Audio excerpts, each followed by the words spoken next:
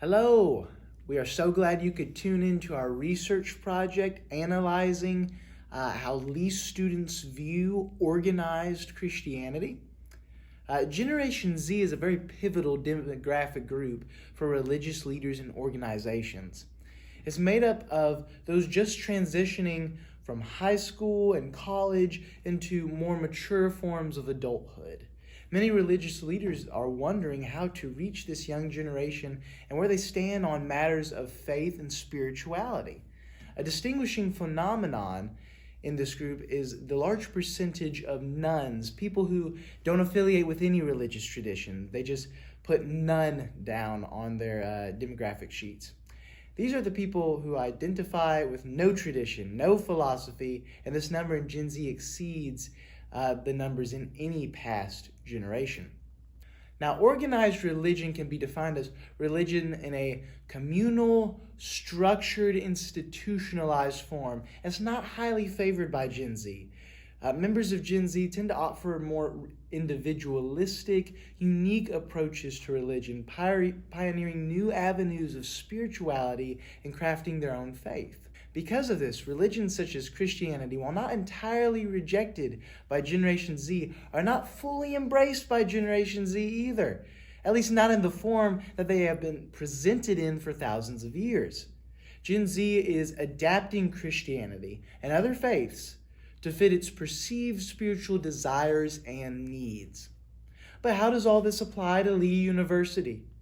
Well, what do current students think of organized religion? How do they approach it? Do they enjoy reading the Bible? Do they trust their religious leaders? Do they go to church?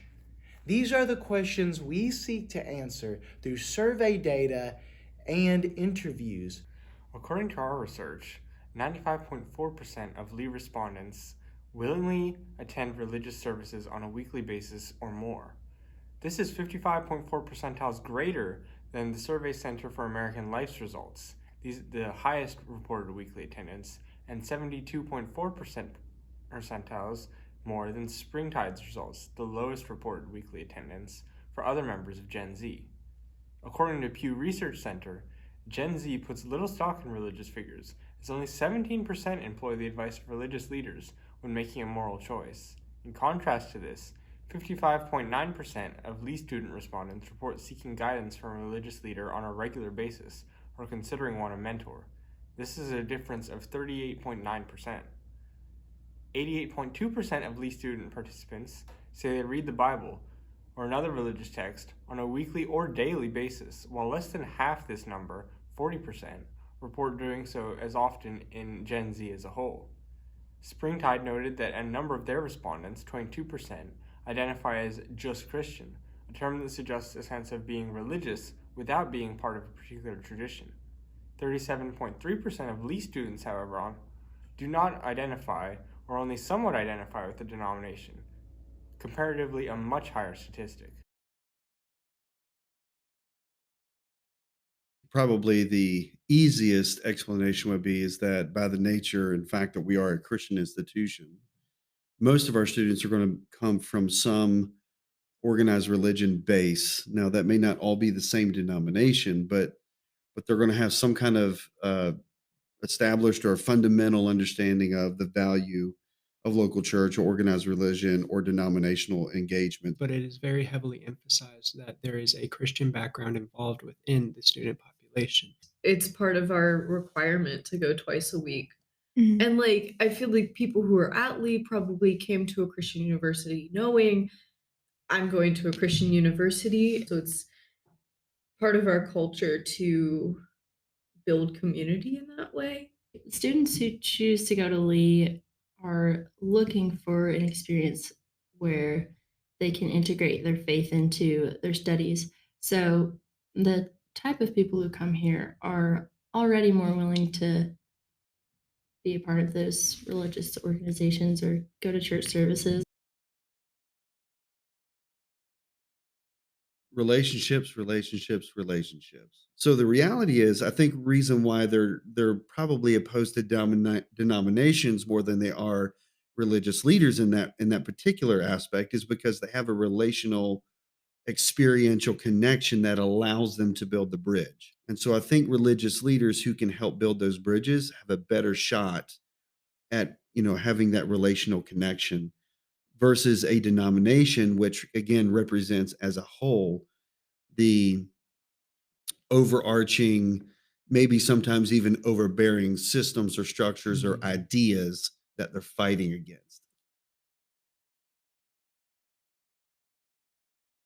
So we think about organized religion, but it's not just organized religion, it's almost every institutional hierarchical model that's out there that is being challenged in this exact same way. If you take organizations or companies like Enron from several years ago that, completely blindsided people with millions of dollars of loss, and you translate that to Gen Z, and what they're suspicious of is not just religious leaders, but almost any leader that's a part of a hierarchical organization. They come with a presupposed sort of um, skepticism about those Right. types of leaders. In some ways, it's been used to harm, but I also think in other ways it's been used to build up. Mm-hmm. And I think that kind of our country and kind of our community has really been influenced by Christian values, and I think that's benefited the country in a lot of ways and helped a lot of people out.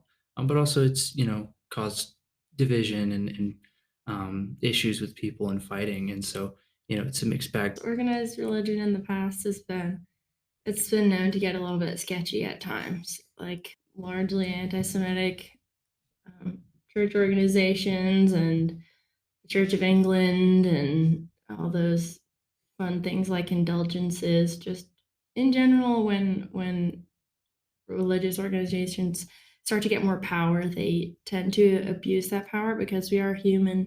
It's hurt within the church because A, we are all sinners and we all need God and repentance and forgiveness of sins, but not all of us, B, would live out everything that we have read or even understand everything to a point. And then C, if we do understand something, sometimes it's out of context. We teach it differently than what it's meant to be biblically or applicably. People want to be free, and they see organized religion as stripping away their freedom.